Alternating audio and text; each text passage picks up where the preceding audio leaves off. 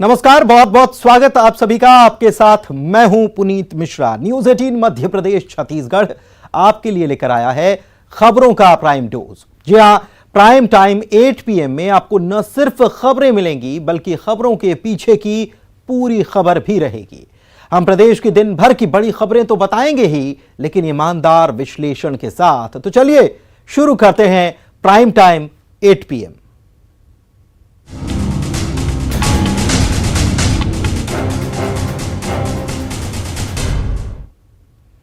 अभिनेत्री श्वेता तिवारी से कौन वाकिफ नहीं है। वैसे तो श्वेता तिवारी का विवादों से पुराना नाता रहा है, लेकिन इस बार श्वेता तिवारी ने भगवान को अपनी हंसी मजाक का हिस्सा बना दिया और एक शर्मनाक बयान दे दिया, जिसके बाद हर मंच से इस बयान को लेकर सवाल उठ रहे हैं।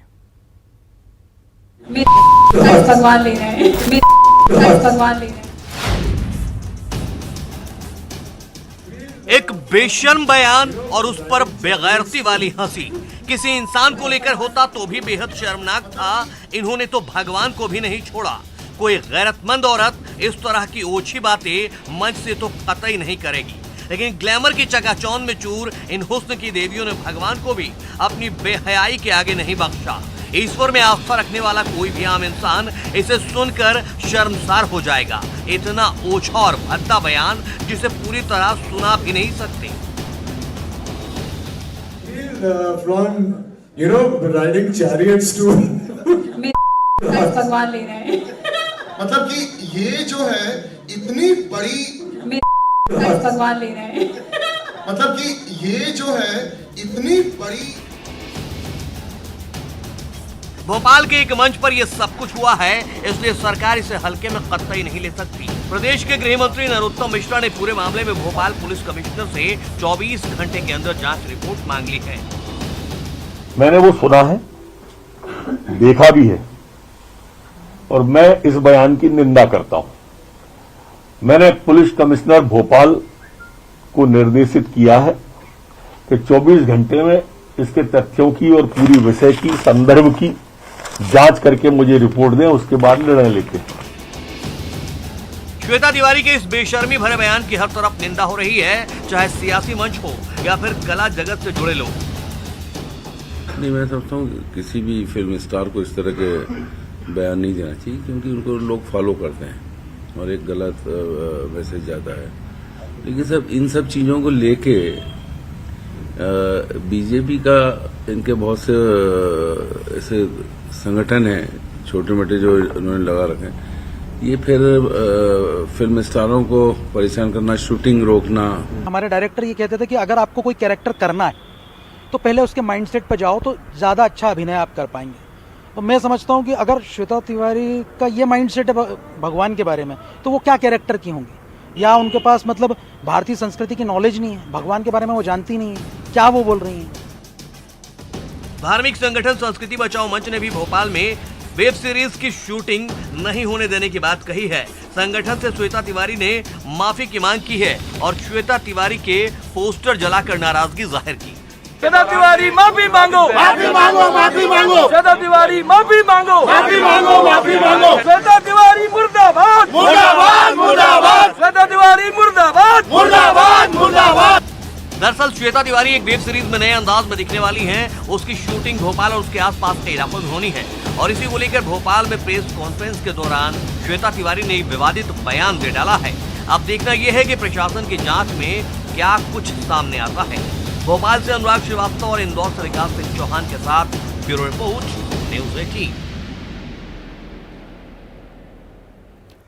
तो मामला दरअसल यह है कि श्वेता तिवारी जो हैं अभिनेत्री हैं, लेकिन खबर का अगर विश्लेषण करें तो विवादों से श्वेता तिवारी का एक पुराना नाता रहा है और इस बार भगवान पर दिए बयान पर वो फंस गई हैं। श्वेता के निजी जिंदगी की अगर बात की जाए तो वो भी विवादों से घिरे रही। पहले पति राजा चौधरी के साथ विवाद था, दूसरे पति अभिनव के साथ भी उनका विवाद हुआ वेब सीरीज के लिए। अब ऐसे में सवाल ये उठ रहा है कि विवाद जरूरी है क्या, और वेब सीरीज का भी विवादों से पुराना नाता रहा है। चलिए अगली खबर का रुख करते हैं, अगली खबर की करते हैं बात। कांग्रेस के नेता दिग्विजय सिंह एक बार फिर से सुर्खियों में हैं, क्योंकि दिग्विजय सिंह ने ट्वीट कर मुसलमानों के हालात पर चिंता जाहिर की है। उनका मानना है कि सियासी हालातों ने मुस्लिमों को खलनायक बना रखा है।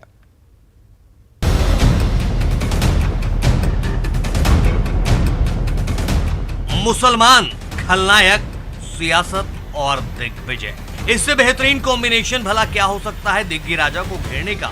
दिग्विजय ने ट्वीट किया कि सियासी हालातों ने मुसलमानों को खलनायक बना दिया है तो बीजेपी हमलावर हो गई। प्रदेश के गृह मंत्री नरोत्तम मिश्रा ने दिग्विजय सिंह पर निशाना साधा।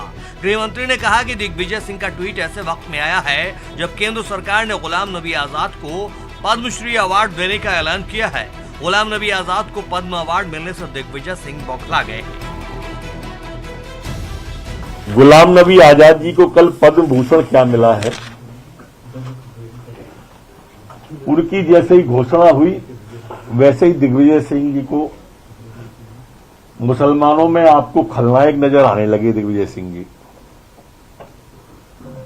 आजादी से आज तक कांग्रेस षड्यंत्र पूर्वक मुसलमानों को अलग थलग करने की नीति पर चलती रही है। 370 हट गई, ट्रिपल तलाक जैसे निर्णय हो गए, मुसलमान मुख्य धारा में जुड़ रहे हैं। अब चचाजान उत्तर प्रदेश में भी मुस्लिम समर्थन पता चल रहा है उन्हें कि उनके कांग्रेस के पास नहीं आ रहा। तो ये अलगाववादी बातें दिग्विजय सिंह जी इस तरह की जानबूझ के करते हैं। लेकिन कांग्रेस दिग्विजय सिंह के समर्थन में खुलकर सामने आई है। पूर्व मंत्री पीसी शर्मा ने कहा है कि बीजेपी और आरएसएस देश में नफरत फैलाने का काम कर रही है। उसी नफरत के चलते धर्म के आधार पर लोगों को परेशान किया जा रहा है। एक वर्ग विशेष वोट की राजनीति का शिकार हो रहा है और ऐसे में दिग्विजय सिंह का बयान बिल्कुल फिट बैठता है। भारतीय जनता पार्टी और आरएसएस ने नफरत के बीज बोए हैं पूरे देश के अंदर, और उस नफरत के बीजों में धर्म के आधार पर उन्होंने लोगों को परेशान किया है इनके शासन प्रशासन ने और बीजेपी के लोगों ने। आरएसएस ने अलग जो प्रचार किए हैं उससे एक नफरत पैदा हुई है और उस नफरत की वजह से निश्चित तौर पर जो दिग्विजय सिंह जी का ट्वीट है वो फिट बैठता है। दरअसल हाल ही में दिग्विजय सिंह ने कहा था कि मैं हिंदू हूं, हिंदू रहूंगा, लेकिन दिग्विजय सिंह का मुसलमानों से जुड़ा ट्वीट सियासी सुर्खियों में आ गया और इस ट्वीट के बहाने बीजेपी को दिग्विजय सिंह को घेरने का सुनहरा मौका हाथ लग गया। अनुराग श्रीवास्तव, न्यूज़ 18, भोपाल।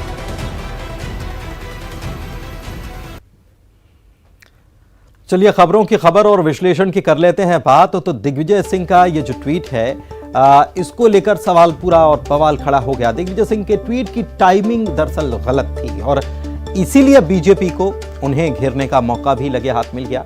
दरअसल कल ही गुलाम नबी आजाद को पद्म भूषण पुरस्कार का ऐलान किया गया और इसलिए मुस्लिमों के खलनायक वाले बयान पर बिखर गए। कांग्रेस का कहना है कि ट्वीट में गलत कुछ भी नहीं है, तो इस पर सियासत अब जारी है। आगे बढ़ते हैं। केपी यादव की चिट्ठी लगता है कि असर कर गई। केपी यादव कौन? गुना के सांसद, क्योंकि सिंधिया को इल्जामों में घेरती केपी यादव की राष्ट्रीय अध्यक्ष को लिखी गई चिट्ठी के बाद पहली बार सिंधिया ने इस विवाद पर खुलकर बोला और केपी यादव को परिवार का सदस्य बता दिया।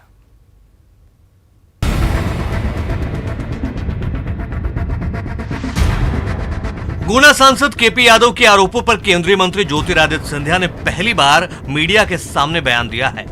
ग्वालियर आए सिंधिया ने कहा कि केपी यादव परिवार के सदस्य हैं, हम सभी को एक दूसरे के साथ मिलकर काम करना चाहिए और जो कमी है वो पूरी होनी चाहिए। देखिए, मैंने इस बात की मुझे कुछ सूचना मिली है। केपी भी मेरे परिवार के सदस्य हैं। भारतीय जनता पार्टी का हर कार्यकर्ता, चाहे वो प्रभारी मंत्री हो या कार्यकर्ता हो या विस्तारक हो या बूथ का प्रभारी हो, सब हमारे हैं। सबको मिलके काम करना चाहिए। जो भी एक दूसरे के साथ जो मिलन की जो कमी भी है वो भी हो जानी चाहिए और हम लोगों को आगे प्रधानमंत्री जी के नेतृत्व में और नड्डा जी के नेतृत्व में जो जिम्मेदारियां दी गई हैं उन जिम्मेदारियों का निर्वाह हम लोगों को साथ में मिलकर करना चाहिए। हाल ही में सांसद कृष्णपाल सिंह यादव ने लोकसभा अध्यक्ष ओम बिरला और बीजेपी के राष्ट्रीय अध्यक्ष जेपी नड्डा को पत्र लिखा था कि कार्यक्रमों में सिंधिया समर्थक मेरी उपेक्षा कर रहे हैं, कार्यक्रमों में बुलाया भी नहीं जा रहा है, यहाँ तक कि उद्घाटन और लोकार्पण कार्यक्रम की शिला पट्टिकाओं में भी नाम नहीं दिया जा रहा। केपी यादव ने चिट्ठी में लिखा था कि सिंधिया समर्थक जब कार्यक्रमों के बैनर और पोस्टर लगाते हैं तब भी प्रोटोकॉल का पालन नहीं करते। देखिए, मैं एक नए भारत का शिक्षित व्यक्ति हूं और यहाँ की जनता ने मुझे चुना है। मैं यहाँ का चुना हुआ जनप्रतिनिधि हूँ, एक सांसद हूँ। जहाँ कहीं लगता है कि एक जनप्रतिनिधि के जो अधिकार हैं उनका हनन हो रहा है, तो निश्चित ही मैं संबंधित विभाग को या अपने शीर्ष नेतृत्व को उससे अवगत कराता हूँ और ये मेरा कर्तव्य बनता है। आरोप लगाया था कि खुद केंद्रीय मंत्री सिंधिया उनकी अध्यक्षता में होने वाली बैठकों का बहिष्कार करते हैं और तो और 3 जिलों के अधिकारी भी उनके नहीं सुनते। इन सब बातों को देखते हुए पार्टी के कार्यकर्ता न केवल परेशान हैं बल्कि निराश भी हैं। इससे गुना, शिवपुरी, अशोकनगर और ग्वालियर चंबल संभाग में पार्टी की छवि पर असर पड़ रहा है। तो क्या अब सब कुछ ठीक हो गया है? महाराज को हाईकमान से संदेश मिला है जिसके बाद नई शुरुआत की बात चली है। सुशील कौशिक, न्यूज़ 18, ग्वालियर।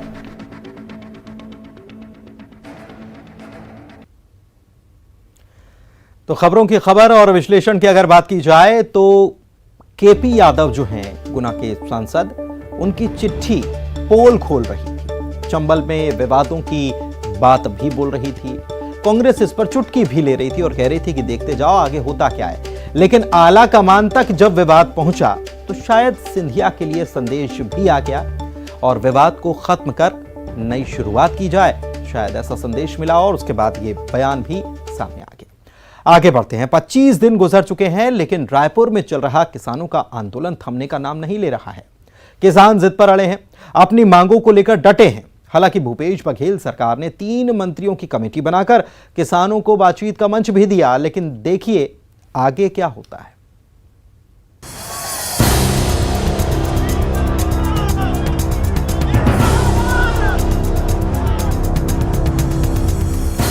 रायपुर में चल रहे किसान आंदोलन को 25 दिन हो चुके हैं लेकिन अभी तक बातचीत का कोई रास्ता नहीं निकल पाया है।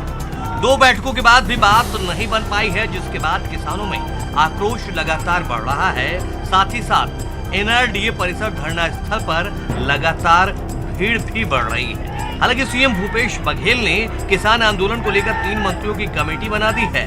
3 मंत्रियों की कमेटी में किसान अपनी बात रख सकते हैं। प्रभारी मंत्री रविंद्र चौबे, मोहम्मद अकबर और शिव डहरिया कमेटी के मेंबर हैं। मुख्यमंत्री भूपेश बघेल का कहना है कि बातचीत के दरवाजे हमेशा खुले हैं। बातचीत के दरवाजे हमेशा खुले हैं। मैंने आज ही 3 मंत्रियों की कमेटी बना दी है जिसके सामने किसान अपनी बात रख सकते हैं, जिसमें प्रभारी मंत्री रविंद्र चौबे जी, मोहम्मद अकबर जी और डॉक्टर सी डहरिया जी, 3 मंत्रियों की कमेटी मैंने बनाई। दरअसल अपनी मांगों को लेकर नवा रायपुर के 27 गांवों के प्रभावित किसान बीते 3 जनवरी से आंदोलन कर रहे हैं। गणतंत्र दिवस के दिन भी जब पूरा देश जश्न मना रहा था, उस दौरान भी किसानों का आंदोलन जारी था। किसान दिल्ली के किसान आंदोलन की तर्ज पर ट्रैक्टर मार्च निकालकर अपना विरोध जता रहे थे। दरअसल जिन किसानों के दम पर कांग्रेस साल 2018 में सत्ता के शीर्ष तक पहुंची थी, वही किसान अब सरकार के खिलाफ सरकार के ही आंगन में नारेबाजी कर रहे हैं। अपनी 8 सूत्रीय मांगों को लेकर नवा रायपुर के 27 गांवों के किसान एनआरडीए कार्यालय में बीते 3 जनवरी से डटे हुए हैं। दिन हो या रात, ठंड हो या बरसात, सभी किसान टेंट लगाकर लगातार सरकार के खिलाफ नारेबाजी कर रहे हैं।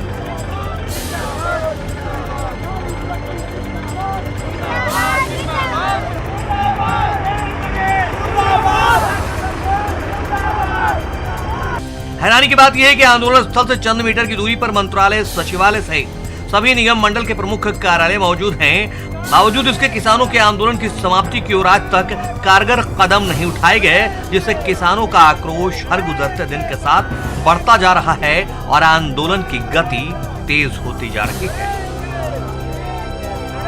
अवधेश मिश्रा, न्यूज़ 18, रायपुर।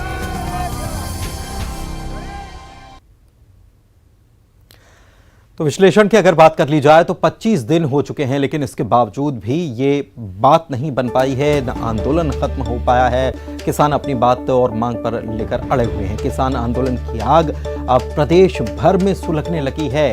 केवल ये एक नवा रायपुर तक का मामला नहीं रह गया है। विपक्ष अब इसे बड़ा मुद्दा बनाने की तैयारी में भी जुटा है, क्योंकि उसे पका पकाया मुद्दा भी मिल रहा है। तो विपक्ष भी इसमें जुटा है कि इसे बड़ा मुद्दा बनाया जाए, क्योंकि किसानों की सरकार, ये बार बार कांग्रेस की सरकार कहती है कि सरकार किसानों की है और किसानों की सरकार से किसान ही नाराज हैं। तो ये एक बड़ा मुद्दा विपक्ष के लिए भी है। 3 मंत्रियों की कमेटी जरूर बनाई गई और नई शुरुआत भी की गई है, लेकिन एक बार बैठक के लिए बुलाया भी गया, इस कमेटी के द्वारा बैठक के लिए बुलाया भी गया, लेकिन बैठक में किसान नहीं पहुंचे थे। तो उसके बाद और मामला बढ़ गया। उसके बाद ट्रैक्टर मार्च निकाला गया, उसमें बेटियों को आगे किया गया, बेटियों ने ट्रैक्टर निकाला, ट्रैक्टर चलाया। तो ये अब मामला बढ़ता ही जा रहा है। लेकिन सरकार की तरफ से बार बार ये कहा जा रहा है कि हमने कमेटी भी बना दी है और बातचीत के लिए बुलाया भी जा रहा है। इसके पहले जब बातचीत के लिए बुलाया गया था किसानों को, तब कमेटी इंतजार करती रह गई, मंत्री इंतजार करते रह गए और किसान जो हैं वो पहुंचे ही नहीं। और इस वक्त हमारे साथ रूपन चंद्राकर, एक किसान नेता हैं, वो हमारे साथ जुड़े हुए हैं। सीधे उन्हीं के पास चलते हैं और उन्हीं से जवाब लेते हैं कि आखिर इस मामले का पटाक्षेप क्या रूपन जी होता नजर आएगा।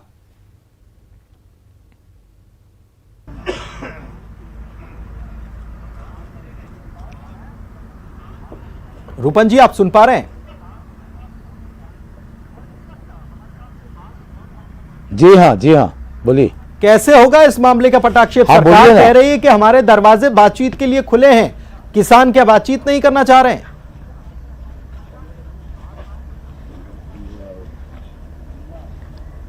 किसान बातचीत नहीं कर रहा है। ये यहाँ का जो क्षेत्रीय विधायक है, नगरीय प्रशासन मंत्री, जब जिस दिन बुलाया था उसके अगले दिन ही बात स्पष्ट हो चुका था कि उनके लेटर पर ही हम जाएंगे, बगैर पत्र का जाएंगे नहीं। पहले भी कांग्रेसी विधायक और मंत्री जी के द्वारा अपमानित किया जा चुका है हमारे जनप्रतिनिधियों को। खुद बुलवाता है अपने निजी सेक्रेटरी के द्वारा और उसके बाद में ये पूछा जाता है कैसे आना हुआ। इस कारण अपमानित होने के लिए हम पत्र का इंतजार करते रहे। जी ठीक है, अगला कदम क्या रहने वाला है? क्योंकि सरकार कह रही है कि हमने तो बुलाया था, हमने तो कमेटी भी बना रखी है मंत्रियों की।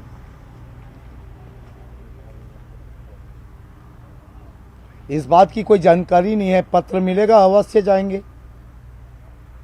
तो आप पत्र के इंतजार में लगे हुए हैं या फिर मांगों पर, अगर सरकार बुलावा दे रही है तो एक बार जाने में कोई हर्ज लग रहा है क्या? या फिर आप पत्र की मांग पर अड़े हैं कि हमको पत्र दिया जाए उसके बाद ही जाएंगे? नहीं, हम तो ये कह रहे हैं गणेश जी, मंत्री को घुटने के बल पर हमारे मंच में आना होगा। यदि इस टाइप का यदि सरकार की मंशा है तो दिल्ली में जब भारत सरकार को घुटना टेकना पड़ा तो छत्तीसगढ़ सरकार को भी समझना होगा।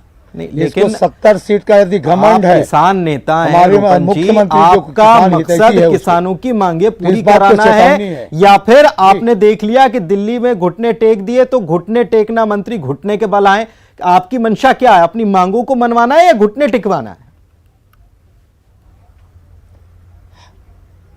नहीं, हमारा कहना यह है इस मंत्री जी के द्वारा गलत तरीके से पेश आना क्षेत्रीय विधायक का शर्मनाक घटनाक्रम है, जिस पर मेरे पास कहने जी बहुत सारा उदाहरण है। इस क्षेत्र में कभी रुद्र गुरु थे, इस क्षेत्र का विधायक, उनके द्वारा आवास एवं पर्यावरण मंत्री जब बीजेपी शासन में मुन्नत जी हुआ करते थे, उन्होंने भी ठग के ले गया। इसका भी हमारे पास प्रूफ है। बगैर प्रूफ का बात नहीं करते इन कांग्रेसी नेताओं का। माननीय भूपेश बघेल जी 3 साल से चुप बैठे हैं। उसके पहले हमारे आंदोलन में हुआ करते थे, हमारे पास उसके भी फुटेज है। इस सत्ता में आने के पहले टीएस बाबा हमें बुलाया करते थे। आज क्यों चुप है टीएस बाबा? तो क्या बगैर बुलाए किसान, क्या उसके किसान का क्या मान सम्मान नहीं है क्या? क्या सोचता है 70 सीट मिलने के बाद में क्या किसानों को बेवकूफ समझने वाली पार्टी है क्या?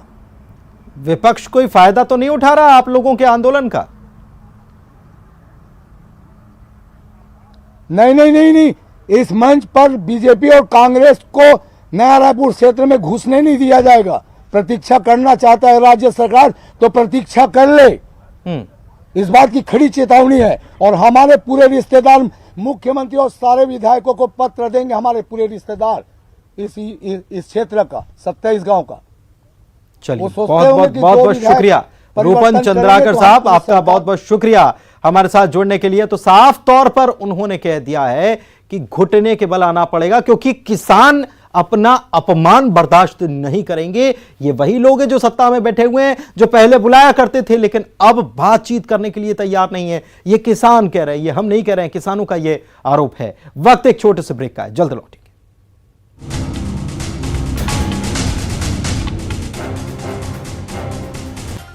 वैक्सीनेशन